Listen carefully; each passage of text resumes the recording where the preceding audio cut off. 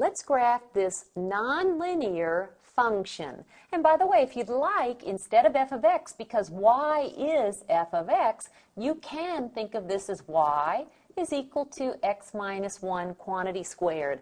Either one is fine. Remember though, we're graphing a nonlinear function, so although you may not be sure of the shape of the graph yet, you do know it will pass the vertical line test. So let's plot these points. If x is negative 2, and by the way, first we'll find these ordered pair solutions. If x is negative 2 here or here, negative 2 minus 1 is negative 3, and negative 3 times negative 3, that's 9.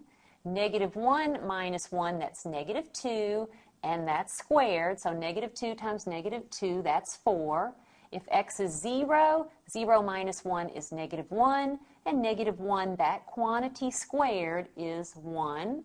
1 minus 1 is 0, 0 squared is 0, 2 minus 1 is 1, 1 squared is 1, 3 minus 1 is 2, 2 squared is 4, and 4 minus 1 is 3, 3 squared is 9. Now let's plot these ordered pair solutions. Notice how I've labeled my tick marks. Here they are 1 unit. Here along the y-axis, each tick mark represents 2 units. So make sure you are aware of that.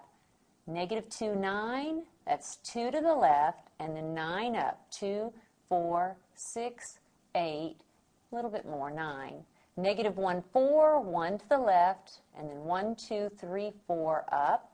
0, 1, that's 0 left or right, 1 up. 1, 0, that's 1 to the right. 0 up or down, 2, 1.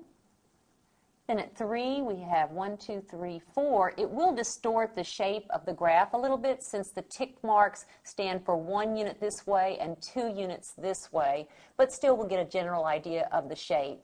4, 9, that's 4 to the right, and then 9 up. Now notice this has some curvature to it. By the way, this is not a linear equation, is it, because of the square?